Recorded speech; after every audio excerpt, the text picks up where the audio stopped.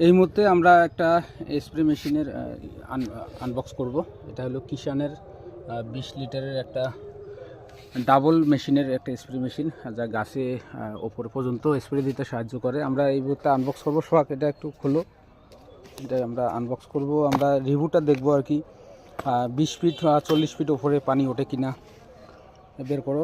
আমরা আগেই খুলছিলাম, অবশ্য প্যাকেট একটু নাই, সব খুলিয়ে রাখছি। আমরা বের করলাম মেশিনটা, একটু ভেতরের জিনিস কি আছে ওটা থাক, ওটা চার্জার আছে এইখানে খুলো। সাথে একটা চার্জারটা আমরা আগে খুলছিলাম, সারা রাত চার্জ দিয়েছিলাম। একটা চার্জার আছে, একটা এলইডি লাইট আছে, যা এলইডি লাইট। তারপর আমরা ভেতরে আর কিছু যন্ত্রাংশ আছে, এই যে একটা স্প্রে, একটা গান আছে। এই যে এই জিনিসটা খুব পছন্দ হয়েছে, এটা হলো কোমরে দেওয়ার জন্যে, কোমরে যাতে ব্যথা না লাগে সেজন্য দেওয়ার জন্য এটা ভালো জিনিস। মোটামুটি একটু লম্বা পাইপ আছে, পাইপ দেওয়া আছে, একটা হাতল দেওয়া আছে। ফিতাগুলো অনেক ভালো, ফিতা দেওয়া আছে।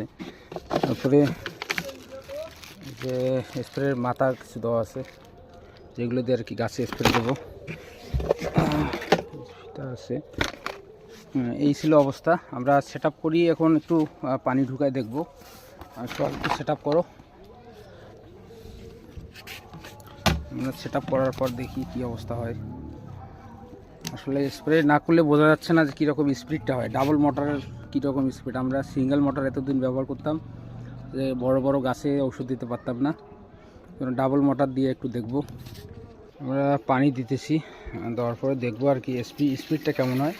আমাদের গাছ মোটামুটি কমলা গাছগুলো 20 ফিটের উপরে লম্বা হয়ে গেছে, 15-20 ফিট হয়েছে আম গাছগুলো বা অন্যান্য গাছ। আমরা দেখব যে কীরকম